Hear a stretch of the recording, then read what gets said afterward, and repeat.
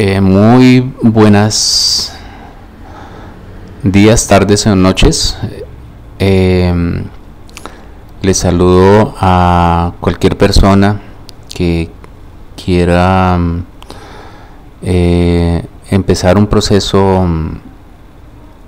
de pintura o de dibujo. También dentro del mismo video pues también estaré diciendo que a veces ser dibujante o ser pintor no es ser artista, como ser artista no es ser pintor o dibujante, porque a veces simplemente dibujar puede ser una expresión que nada tiene que ver con la creación artística. Muchas veces dibujar es simplemente esbozar ideas, dibujar o pintar simplemente es permitir que el alma exprese algunas cosas, pero el término arte no siempre puede ser aplicado para todas las cosas que hacemos sobre un lienzo o sobre un formato con determinados materiales o con determinadas destrezas. A veces sí, claro que sí, en nuestros días y desde hace mucho tiempo se dice que un artista es aquel que sabe dibujar o aquel que sabe pintar, pero no siempre. Yo creo que de la misma manera como a veces un café es para pasar un rato ameno al lado de algunas personas, simplemente es algo para quitar el frío. De la misma manera, dibujar o pintar no son únicamente para hacer arte. Dibujar o pintar han sido herramientas para el inventor, ¿sí? Sin considerarse esto arte, han sido herramientas para la publicidad, ¿cierto? Y a veces también se le llama arte a lo que se pone para hacer la publicidad, pero la palabra arte, así como nosotros normalmente la conocemos, es una palabra muy discutida por muchísimas personas durante todos los tiempos, ¿sí? Porque el tiempo cambia y durante muchísimo tiempo se creyó que el arte debía ser algo bello, y resulta que ahora el arte no necesariamente tiene que ser algo bello. En esta primera portada estamos pues obviamente teniendo la percepción de cosas muy sencillas. Algo en la hoja central yo puse unos tipsitos que yo considero que durante todo este tiempo puedo considerar algunos de los más importantes. Yo creo que uno puede considerar muchos más, porque la vida entera es una colección de tips que uno no podría decir que para vivir necesita uno u otro tip. Hay personas para las que la vida, el ejercicio de una técnica o el ejercicio de cualquier cosa puede ser o no depender de unos tips, sino de muchas cosas, temas o experiencias. Bueno, ya teniendo claro todo lo que yo pongo aquí, sin embargo, también pongo allí tips para artistas, ¿sí? A mí me encanta pensar que sí vamos a hacer el dibujo o la pintura para empezar a hacer un proceso de arte, es decir, un proceso de creación, un proceso de destrezas técnicas, un proceso de algo más hacia lo que uno considera como una expresión humana que no cualquiera es capaz de hacer, ¿cierto? Actualmente en todas las artes incluso podríamos encontrar, lastimosamente, personas que no son muy diestras haciendo una cosa, pero sin embargo tienen éxito. Yo creo que sí, el éxito va acompañado de la destreza, de muchos talentos, de muchas disciplinas para que sumadas resulten en algo cada vez mejor. Y pues en definitiva no vale la pena sumar los aciertos o los reconocimientos o la cantidad de dinero que se pueda ganar como una evidencia de que se es algo mejor o de que no se es algo mejor. Simplemente hacemos lo que nos gusta. Ahí vamos a entrarnos en el punto 1. Hacer lo que nos gusta es lo más importante. El tema que nos guste, ¿sí? ¿Cuál es el tema que nos gusta? Eso es un tema muy importante. A mí me gustan muchos temas, pero a mí me gusta mucho el tema de la figura humana, de las expresiones faciales, de la fisionomía. Entonces, incluso aquí en esta primera pantalla podemos ver un dibujo, una pintura, un diseño 3D que tienen que ver con eso, con la expresión, con la caricatura, con el dibujo, con el arte tradicional, porque me gusta muchísimo lo que expresa el ser humano, y algunas veces cuando hacemos caricaturas, evidentemente se puede caricaturizar hasta una llanta. A una llanta se le puede dar vida, la caricatura tiene esa facilidad y es de poder dar vida a las cosas. Entonces esos son mis temas favoritos, uno de mis temas favoritos. Las técnicas, como pueden ver, yo soy un buscador de técnicas. Las técnicas que me gustan, sí podría yo decir que son casi todas.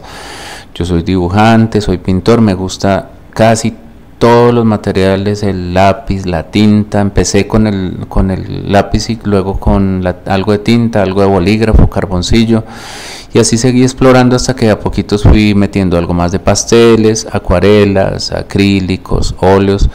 Eso depende de cada persona. Hasta el día de hoy he aprendido y sigo aprendiendo muchas cosas, como la aerografía, como el tatuaje, como el muralismo, como la pintura con spray. Yo creo que el diseño o el dibujo en digital 2D y 3D, yo creo que cada día se nos presenta más opciones, y uno, lo que le guste es lo más importante.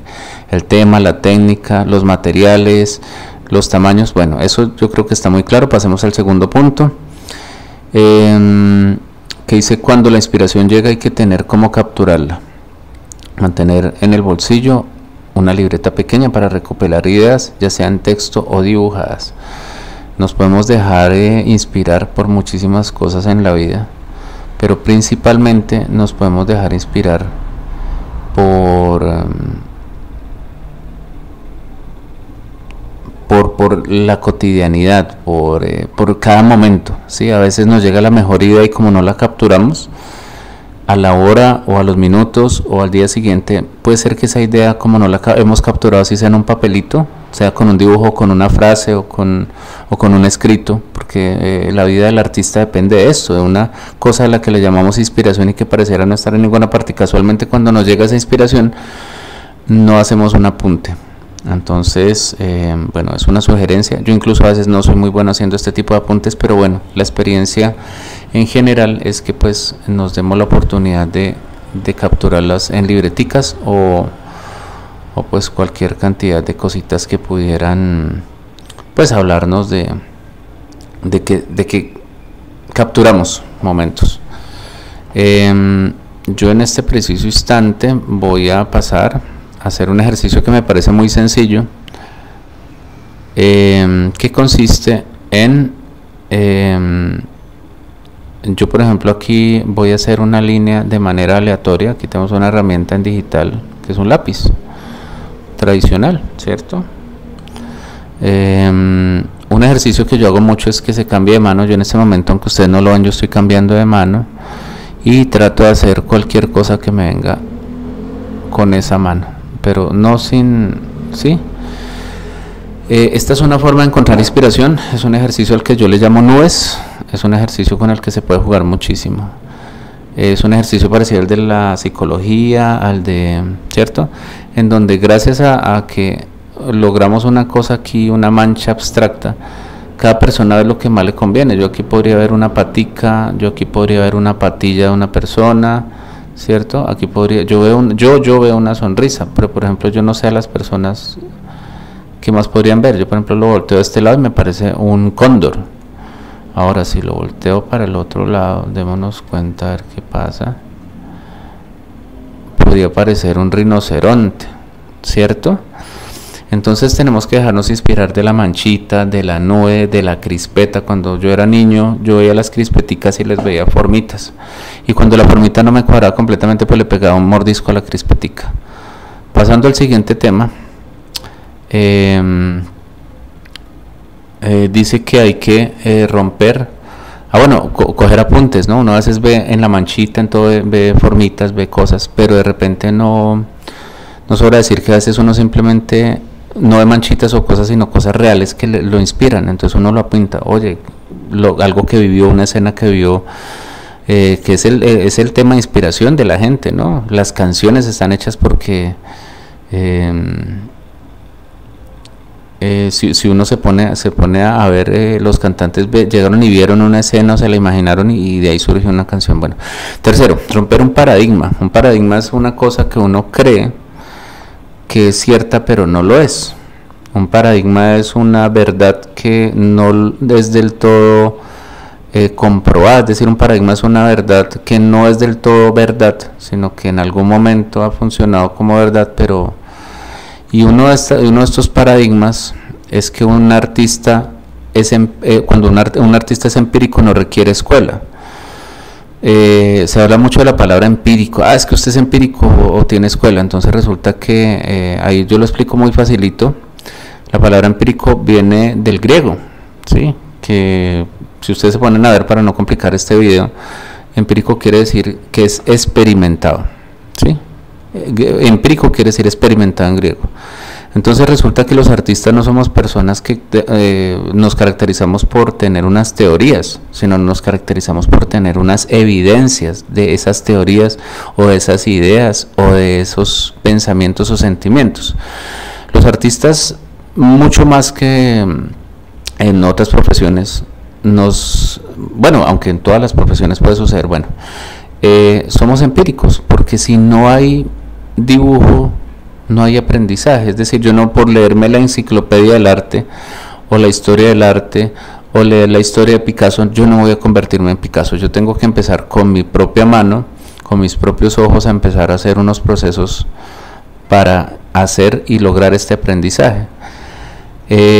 Ahora, ¿qué es lo que sí sucede? O sea, que hay personas que sabemos que hay varios tipos de inteligencias, ¿cierto?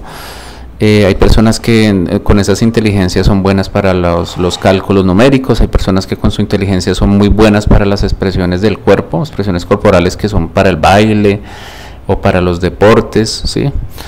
Hay personas que su inteligencia tiene que ver con otras habilidades como la poesía o con la mecánica, ¿cierto? Con otro tipo de cosas. Listo, entonces, en este punto, lo que yo quiero decir es que empíricos somos todos. Solo la práctica, es decir, uno porque se lee el manual de cómo montar en bicicleta no quiere decir que se sube a la bicicleta y sale a correr y a saltar en la bicicleta. Pero a pesar de ese empirismo, acudimos a la escuela o al profesor o a las clases porque ese profesor nos puede compartir la visión de más estudiantes que tuvo, la visión de más tiempo que lo ha estado haciendo, puede compartir un aula de clase o con unos compañeros que también 10 compañeros te aportan otras 10 maneras de ver la vida. Entonces cuando haces tu proceso solo, tienes un punto de vista que es el tuyo. Cuando haces el proceso con esos 10 artistas o 10 compañeros o 10 más un profesor que tuvo la experiencia de 10 compañeros con cada semestre o con cada año, entonces vamos a tener 10, 20, 30, entonces 30 experiencias o por lo menos evidencias de que algunas cosas se hicieron. Ahora también las redes sociales, la información que hay en internet, los libros, todos son maestros que nos hablan a través de otros canales, ¿sí? Entonces el empirismo siempre va a ser lo que nos define los resultados, siempre, pero no sobra el estudio, el ver otros puntos de vista, ¿vale? Pasando al cuarto, ahí hay una cosa muy graciosa aquí que pues yo lo puse y es difícil de entender a la primera lectura, pero espero que quede claro ya después de este video, que dice que la distancia más cercana entre dos puntos es una línea recta. A mí me gusta mucho el tema del ajedrez y en un libro que me leí que se llama 24 lecciones de ajedrez de Garry Kasparov, uno de los campeones del mundo que se caracteriza pues por su gran habilidad. Los maestros de ajedrez, sobra decir que son personas muy dotadas. Me hizo pensar en una cosa que es muy interesante y que se aplica mucho también al dibujo, a la pintura. Uno a veces no es como las impresoras, que las impresoras van a la fija, ellas llegan y ponen toda su láser, su punto de impresión, su lo que sea, y van en un solo sentido, porque la impresora no siente, ¿sí? La impresora solo hace algo de manera programada, ¿sí? Gracias a unas herramientas tecnológicas, se mueve por donde se tiene que mover y no siente, ni le da dolor, ni le da calor, ¿cierto? Bueno, a veces se calienta el computador o la impresora, lo cual no quiere decir que es que tenga sensación de calor, sino que simplemente allí no hay nada de eso. Entonces resulta que en esto de la distancia más cercana entre dos puntos, yo Vuelvo a pasar a la anterior escena. Esto yo no sé cómo pasar esto muy fácil. Bueno, aquí ya habíamos visto unos, ¿cierto? Yo estoy usando un programa, les ayudo a que también tengan la experiencia de un programa que se llama Krita. Krita es un programa, un software libre, lo cual quiere decir que tenemos la oportunidad de descargarlo sin ningún costo y usarlo sin ningún costo. No vamos a tener problema que nos da el Photoshop, que si no lo tenemos original, pues en algún momento podríamos ser demandados o nos podrían decir, bueno, usted porque está haciendo un tutorial o alguna cosa con un software que tiene un valor. Bueno, yo desde un principio lo que les voy a decir es que yo vi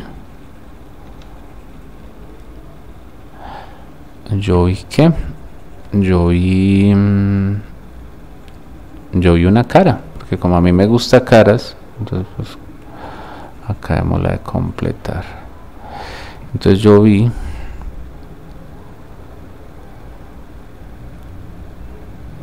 una cara. Entonces, si ustedes ven bien, yo no estoy haciendo una línea como hacer así, sino que estoy haciendo de a poquitos. Me devuelvo y vuelvo, hago, me devuelvo, vuelvo y hago. Si quieren lo ampliamos y ustedes ven un poquito mejor el proceso. ¿En qué consiste esto? La distancia más cercana entre dos puntos no es una línea recta. ¿Qué quiere decir esto para mí? Quiere decir que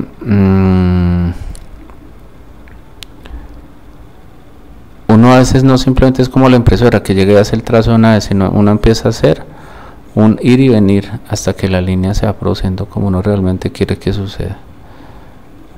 Sí, a pesar de que el software tiene muchas herramientas para hacer un círculo perfecto, cuando nosotros hacemos esto en el papel, eso se llama expresión. Si ustedes ven esto, entonces esas linecitas yo voy y vengo, no hago una sola línea para hacer cada cosita, sino que incluso a veces hago el movimiento antes de poner el lápiz sobre el lienzo, ¿cierto? Aquí ya me estoy inventando esto. Vamos a inventar una nariz. Vamos a ver cómo nos sale. Aquí irían unos dientecitos, ¿cierto? Aquí le voy a poner unas gafitas, pero entonces esto es un boceto nada más. Entonces ya vieron que de una cosa que aparentemente no me decía nada, ya estoy logrando un dibujo, ¿cierto? Yo estoy pensando que va a ser un pirata. Esto tiene unas herramientas que estoy aprendiendo a usar, pero eso no quiere decir que no lo podemos lograr. Listo. Bueno, yo estoy dejando allí cositas por todos los lados para que ustedes vean que, o sea, el ejercicio de dibujar en digital tampoco es tan fácil, pero tampoco es tan difícil. Ahora el papel también es muy ameno, muy chévere. Bueno, entonces yo estoy haciendo aquí una especie de sombrerito. ¿Sí ven? Entonces pues, es como una especie ahí como de pirata, todo raro. Bueno, pasemos a lo que veníamos. Entonces la distancia más cercana entre dos puntos es, no crea que simplemente con la primera línea va a surgir el dibujo, no, hay que hacer muchas líneas, hay que hacer muchos procesos para lograr al final llegar hasta donde uno quiere llegar. Bueno, en este punto pasamos a lo siguiente, que dice que 5 el lado izquierdo ayuda al lado derecho y el lado derecho ayuda al lado izquierdo. Es muy fácil de entender. Si yo quiero quedar, tengo que levantar el pie derecho, pues el que queda sosteniéndome todo el cuerpo es el pie izquierdo. Cuando uno dibuja pasa exactamente lo mismo. Uno a veces, digamos que todo el peso, el trabajo se lo deja a la mano con la que escribe, y resulta que uno puede hacer que el lado izquierdo ayude al lado derecho. Piénsenlo bien, es muy fácil de entender. Si no, pues ya más adelante vamos trabajando en cada uno de estos punticos que me parece muy bonito. Esto yo creo que va a ser una serie de videos para no dejar como dudas en los punticos que puedan ser. Entonces el lado izquierdo, obviamente, vuelvo y digo, si me falta una cosa del lado derecho, yo la complemento con el lado izquierdo. Con la mano izquierda sostengo el papel, con la mano derecha borro. con la mano izquierda dibujo, entonces con la mano derecha sostengo o me sostengo sobre la mesa. Bueno, pasamos al siguiente punto. Eso es muy importante, ¿por qué? Porque incluso si ustedes lo piensan bien, a veces dibujar es un tema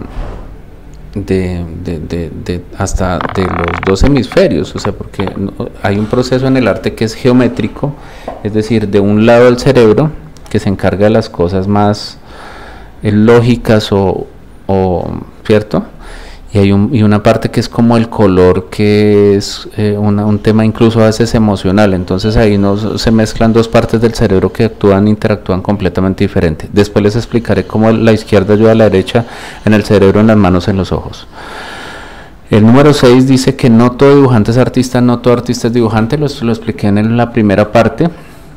Ya ahondaremos sobre eso, porque es un tema que pues no es muy relevante en muchos sentidos, pero sí en otros, o sobre todo cuando vamos a hacer procesos ya de profesionalización. En el número 7 dice: la principal herramienta es el deseo de expresar, luego la percepción, le sigue la manipulación o destreza, por último el material con que trabajamos. ¿Esto qué quiere decir? Que uno puede tener en desorden, si lo vemos al revés, entonces tenemos un material con el que trabajamos, ¿sí? El último. Pero si uno tiene un material, el mejor de los materiales, pero no tiene todas las anteriores, una destreza, entonces ya se desmotiva. Una buena manipulación de los materiales, no pasa nada. No tiene una buena percepción, no pasa nada. Listo, entonces devolvámonos. Material con el que trabajamos puede ser lo último en lo que pueda pensar. O sea, el que quiere dibujar, coge una tiza y dibuja. Uno puede coger un ladrillo y dibujar en la cuadra, porque el ladrillo suelta un color con el que uno puede dibujar perfectamente. Está la destreza, manipulación o destreza. ¿Por qué manipulación o destreza? Porque la manipulación es la manera en cómo podemos coger un elemento y llevarlo hasta el punto al que queremos, y destreza es más o menos lo mismo. Ahora, nosotros normalmente pues vamos a caracterizarnos por dibujar con las manos, pero hay gente que dibuja o pinta con la boca, dibuja o pinta con los pies. En nuestro caso lo hacemos o lo expresamos con las manos. Entonces esa manipulación viene de la palabra mano, destreza pues con las manos. En orden, entonces, ¿qué es más importante que esa manipulación? Volvemos a lo mismo, tenemos el material, tenemos manipulación o destreza, pero no tenemos la percepción. La percepción es la suma de la fisiología de la visión, que es decir, el funcionamiento del ojo, en suma con lo que tenemos en el cerebro, ¿sí? Todo lo que hace el cerebro, organizar la imagen, limpiarla, interpretarla, compararla, todo eso lo hace el cerebro. Entonces, si uno tiene una buena percepción, incluso podemos decir que simplemente si nos falla el órgano de la visión, pues hagamos cuentas, ¿qué sería lo que podríamos hacer? Es un tema ya más difícil de pensar, ¿sí? Pensemos en cómo llegar de esta cuadra a la otra sin ojos, ¿sí? Entonces, el asunto de la visión ya es muy importante. Nosotros vivimos en una época en la que nos la pasamos pegados a las pantallas, eso nos está dañando los ojos, estamos muy expuestos a las radiaciones y con muy malos hábitos y con el pelo en el ojo, eso no nos ayuda realmente.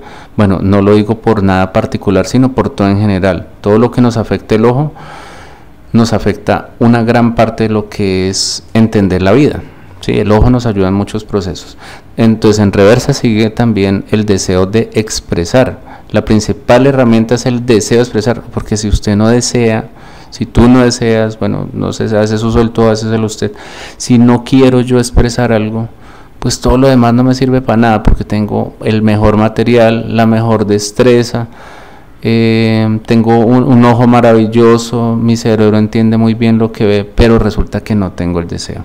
Hay muchas personas que realmente en ese punto podríamos decir que yo he tenido alguna vez un cliente que tiene todas las destrezas últimas, pero no le interesa, no tiene el deseo. Entonces todas las habilidades que pudiera tener para el arte o para dibujar o para pintar no las va a poner a funcionar en ese sentido porque no tiene el deseo. Entonces primero motivémonos, eso es una invitación a que lo más importante es el deseo. ¿Por qué? Porque hasta el tema del material uno a veces dice es que no tengo esto, no tengo aquello, no, para nada.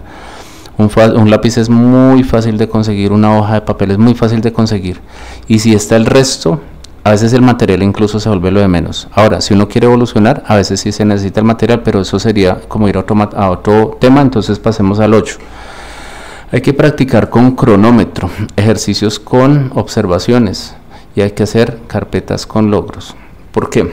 Porque cuando nosotros no hacemos prácticas con el tiempo, hacemos ejercicios con comparaciones, observaciones y todo esto, y mantenemos una carpeta, entonces nosotros no vamos a saber lo que hicimos en este año con respecto a lo que hicimos 5 años antes o con respecto a lo que haremos en 5 años después. A veces uno simplemente se puede dar cuenta, porque pasa mucho, a veces el arte es un tema que se convierte hasta emocional. Sí, uno canta en la ducha, piensa que canta bonito, pero resulta que a los 5 años se da cuenta que no puede afinar, que no puede manejar el ritmo, que no tiene buena entonación, que no tiene, sí, que no tiene ritmo. Bueno, entonces resulta que pues no lo va a poder tomar como profesión. Tómelo como expresión, tómelo como cualquier cosa y disfrútelo.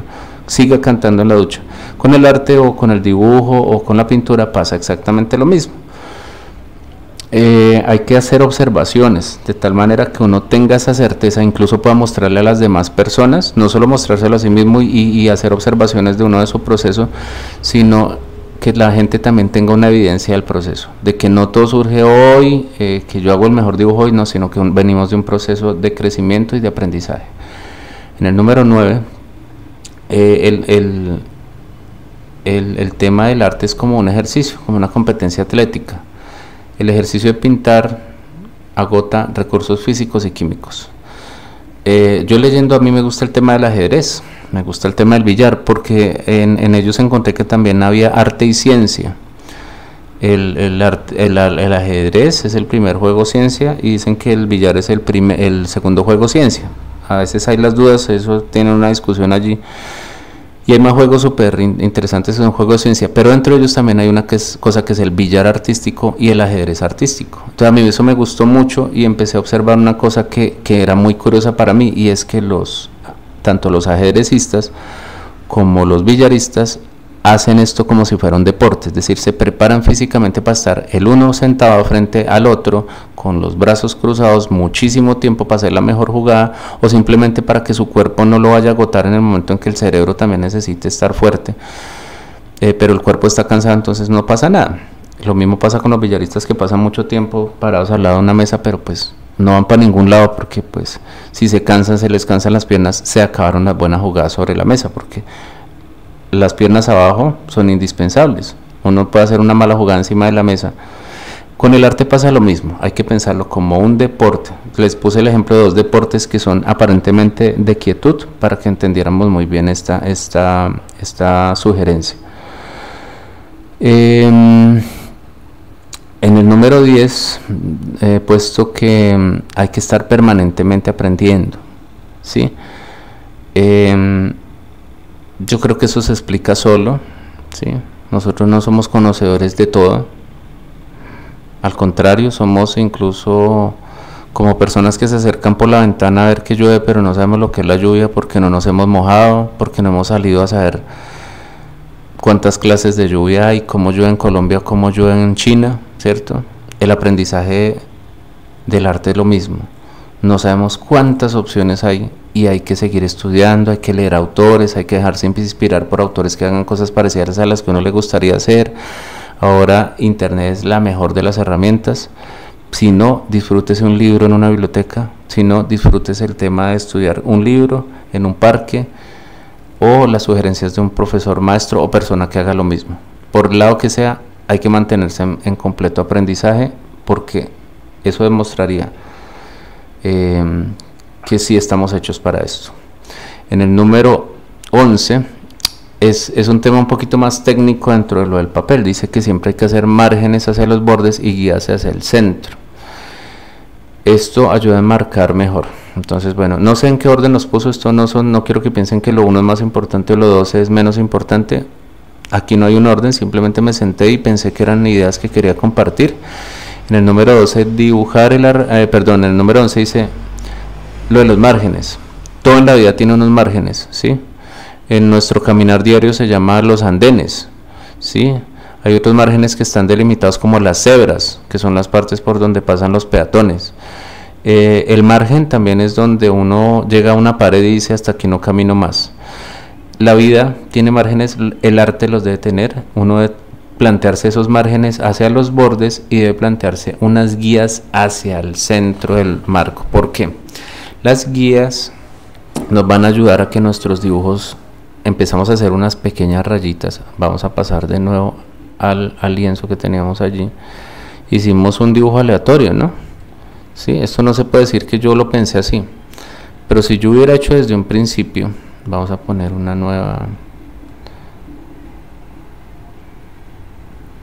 nuevo lienzo, ¿cierto? Resulta que yo voy a tener unos márgenes. ¿Por qué? Esto tiene varias razones de ser. A veces uno los puede hacer sin necesidad de hacer la rayita, pero cuando estamos en proceso de aprendizaje, la rayita nos recuerda lo que hay que hacer, ¿cierto? Y aquí puedo poner, muchas personas hacen unas cuadrículas, pueden tener más o menos algo de... Sí, entonces yo ya sé que no va a estar ni muy lejos, ni muy hacia el centro, ni muy, o que el papel me va a quedar, ¿cierto? Entonces yo qué hago aquí, esto es para los que les gusta el anime. Como ven, yo no hago líneas fijas, sino que voy creando, como incluso ni siquiera sé lo que voy a hacer.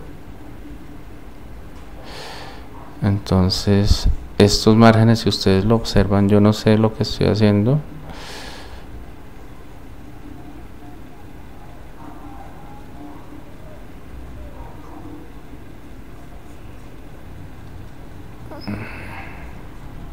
¿Cierto?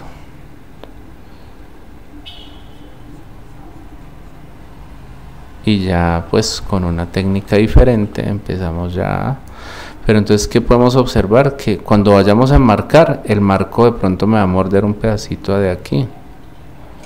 Entonces, si mi dibujo estaba hasta este borde, o se me salía estos límites, entonces el pobre muñeco me va a quedar masticado la cabeza, ¿sí? Las botas, ¿sí? Entonces llego y pongo el marco, o simplemente, ¿yo qué hago para hacer esos márgenes? Pego unas cinticas por todo este ladito, pego una cintica por todo este ladito, además de que me va a ayudar a que el papel no se mueva. La cintica va a ser, por mí, va a ser un margen. Si no tenemos la cintica, porque tampoco no puede andarse gastando la cinta todas las veces, y no es necesario, solo en los formatos que están mojados. Luego les explicaré por qué en este video no se trata de eso. El tema más importante es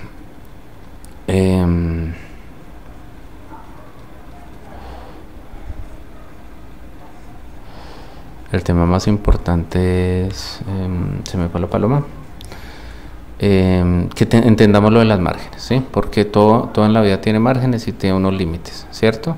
Bueno, pasemos al siguiente segmento, que nos dice que dibujar es la relación entre los límites de la luz y la sombra producidos por las líneas. Entonces, ¿qué es dibujar? ¿Qué es la luz y qué es la sombra? ¿Sí? Nosotros tenemos un punto de referencia que cuando hacemos una cabeza, hacemos un huevito, ¿sí? Porque la cabeza aparentemente es como un huevito, y los niños la harán como una arepa, o algunas veces lo hacen como lo que sea, pero casi siempre ese límite nos dice que de ahí para adentro hay algo, que es la cara.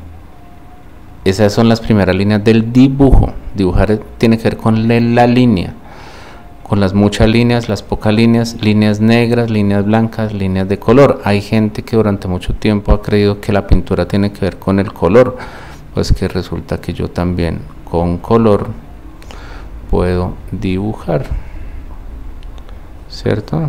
Entonces me vengo para aquí, yo con esto puedo dibujar.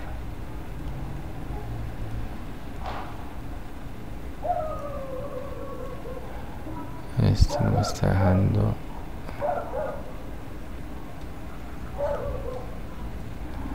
Bueno, este normalmente me responde con la herramienta que tengo por aquí. Ahorita no me está respondiendo, no sé por qué.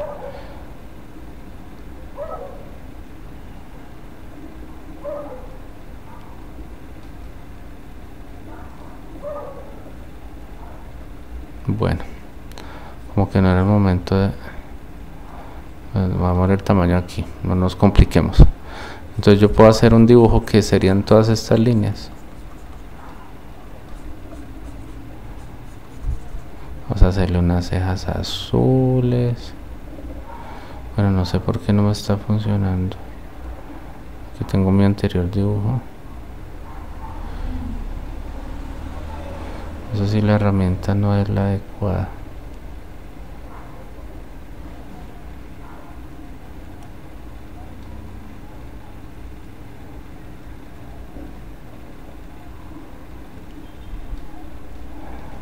Oiga, quién sabe qué pasó.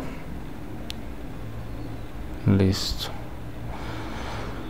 Bueno, en este momento la herramienta no me funcionó, pero pues igualmente vuelvo y les digo, el video no se trata de eso. No sé por qué no me está funcionando. De pronto es que hemos cogido alguna herramienta que no se deja. Ah, miren que sí, ya, ahora sí. Entonces el dibujo tiene que ver con las líneas. Entonces yo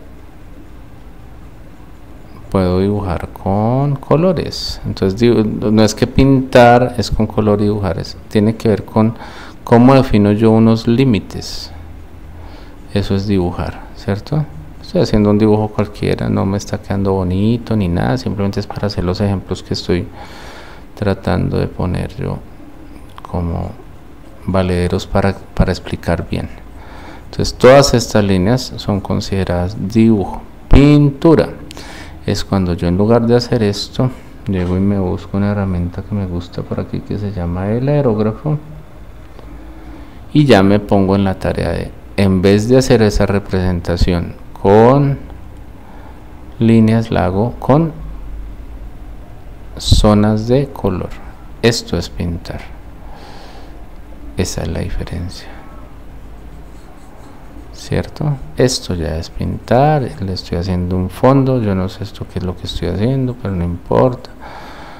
Voy a buscar un color piel por aquí, un poquito más por aquí.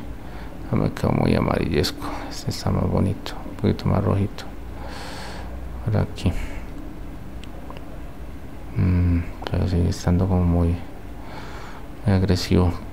Entonces yo lo que hago es poner, voy a hacer una capa más aquí,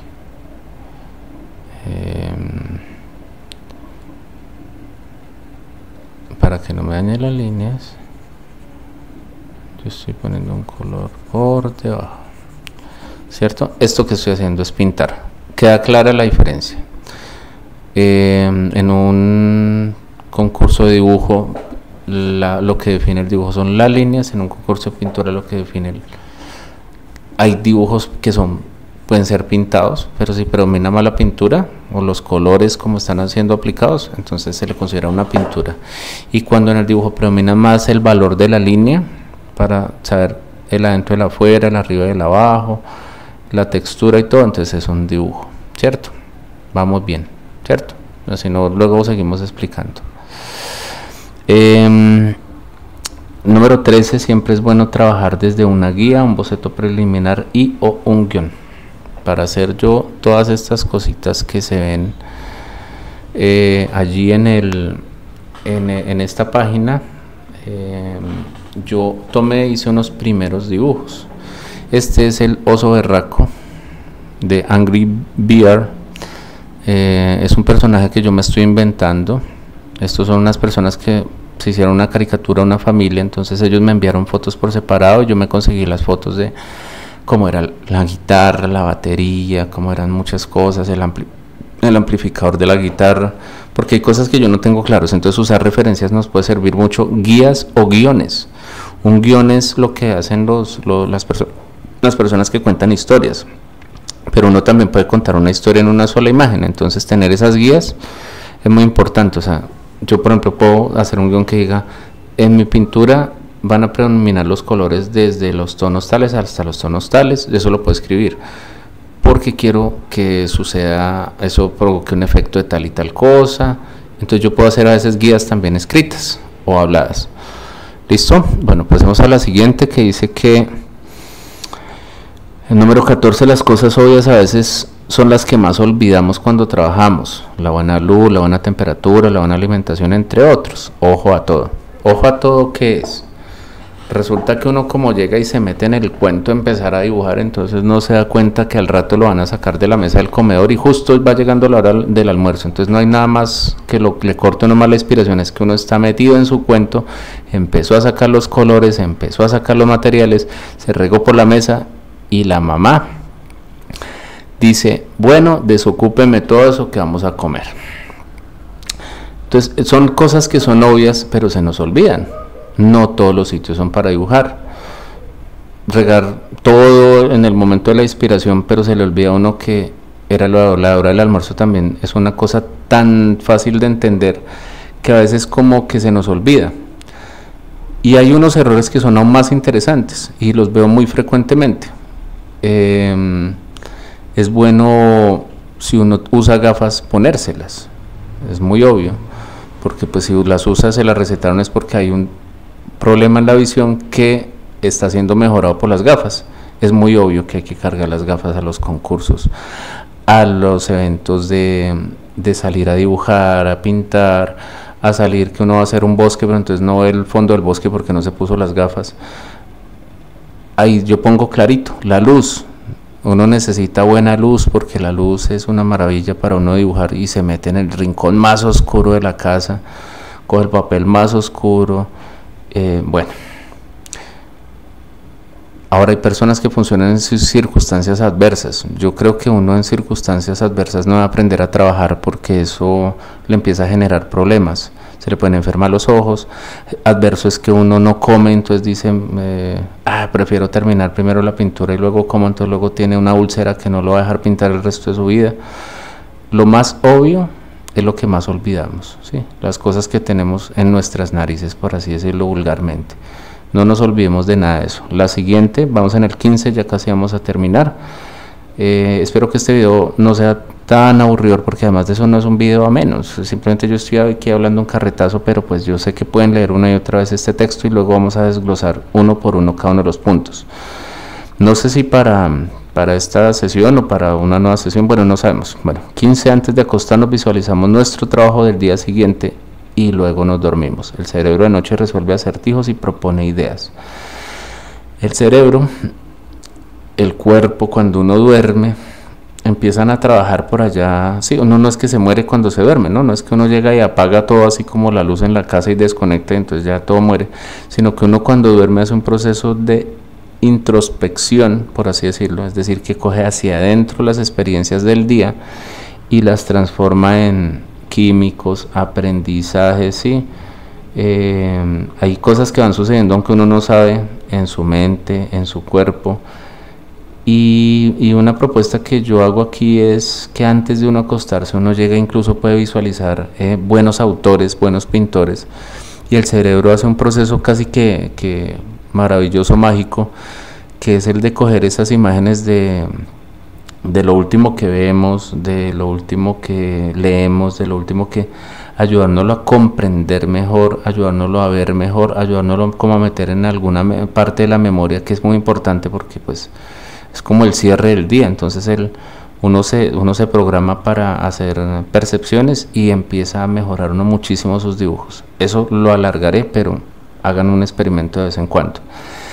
El 16 es una frase que me gustó mucho, que dice que el azar solo favorece a la mente preparada. ¿El azar qué es? El azar es la suerte, ¿sí? O sea, la suerte solo favorece a la mente preparada. Esa frase a mí me ha gustado mucho desde hace muchísimos años. Yo llevo haciendo este trabajo más de 20 como profesión para sobrevivir y hace casi toda la vida como hobby y como algo que me gusta hacer para ayudarme también a sacar adelante lo que yo soy en esencia. Esa frase surgió en algún momento de mi vida en el que yo también me trataba de cultivarme en muchos ámbitos de la vida. Entonces esa frase del azar solo favorece a la mente preparada es algo muy sencillo de entender. Uno a veces dice, ese concurso está buenísimo y da un montón de dinero o da un reconocimiento, da un viaje, ¿sí? pero solo la mente preparada es la que puede ganar ese concurso. El que se preparó para el concurso, el que está preparado, dispuesto, aprendió la técnica, estuvo haciendo todos los días. Entonces el azar, o sea, la suerte solo favorece a la mente preparada. Ahora muchos podrían decir también en su mente, no, que va, si yo respondí al pinochazo y me saqué un 5, pues claro, pero en su cerebro sí le quedó el 5, o sea, sí le quedó esa evidencia de que usted sabía todo lo que Pinocho le ayudó a responder. No, yo creo que Pinocho fue el que quedó con el 5 y se quedó uno con un 0. Entonces por eso dice que el azar solo favorece a la mente preparada, porque a veces surge algo de suerte, incluso hasta en nuestras relaciones a diario relaciones interpersonales, con el colegio, con la escuela, con la gente, en el que surge, llega y dice, necesito a alguien que me ayude a hacer algo. Entonces el que está preparado es el único que puede resolverlo, ¿sí? A veces la suerte depende de eso, porque uno dice, si yo hubiera sabido es que no estaba preparado, no lo sabía y no se pudo. Número 17 para terminar, y terminar, espero que esto haya sido ameno y no tan aburrido. Yo sé que pues, vivimos en una época en la que todo quisiera ser más multimedial y más divertido. Lo único que puse allí fueron unas cosas, pocas de las que yo hago, pero solo quería poner como un fondito que no fuera como tan parco, como tan simplón. El 17 para terminar, cada dibujo debe ser un reto para con nosotros mismos. Dibujar no se trata de sorprender a la chica que le gusta a uno, dibujar no se trata de que los demás crean que uno es el chacho del barrio, dibujar no se trata de que los concursos uno todos se los quiere ganar. Ahora, no es que no sirva. Si yo, una chica que me gusta, yo la hago el dibujo y eso hace que ella llegue y se acerque a mi papel, entonces yo seguramente ya voy a tener la oportunidad de conversar. O qué tal que yo simplemente le cause agrado porque dibujo bonito, perfecto. Si yo puedo ganar un concurso, maravilloso y todo, pero cuando lo ponemos un reto para con nosotros mismos, entonces no va a haber nunca un freno, porque uno siempre a sí mismo sabe que no lo ha aprendido todo. Entonces el reto consigo mismo es el mejor de todos en nuestros aprendizajes. Nuestro reto no debe ser ganar en una competencia a los demás, sino saber que lo que uno hizo el día de la competencia fue mejor que lo que uno hizo la vez pasada, incluso en su casa. Fue mejor que lo que hubiera podido hacer en el mismo tiempo hace un año atrás, ¿sí? De eso se trata, porque cuando uno compite con los demás, lo único que le genera es frustración y a veces retirarse, porque resulta que hay gente que es mucho mejor que uno. No voy a hablar de la que es peor, porque a mí me gusta pensar es que hay gente que hay mucho mejor que uno, y si uno compite para ganarle a esa gente, va uno de para atrás, porque resulta que uno entra con un reto para con otro, y ese otro no le puede uno mermar las ganas de seguir adelante, ¿sí? O no se puede uno volver loco porque llegó el día en que uno quiso dibujar así y no lo logró. No, el reto es con uno mismo, y eso lo va a ayudar a uno a caminar muchísimo. Claro, hay que tener gente a la que uno admire, hay que tener a veces también entrar a un concurso para decir, bueno, ¿cómo vamos con respecto a tal persona a la que yo admiro? O que yo sé que este tipo es un duro y pues, o esta niña es maravillosamente poderosa, y resulta que vuelvo y pierdo, o vuelvo y mi resultado no es mucho mejor que el que yo veo en esa persona. Pero hay un tema importante, eso no nos define.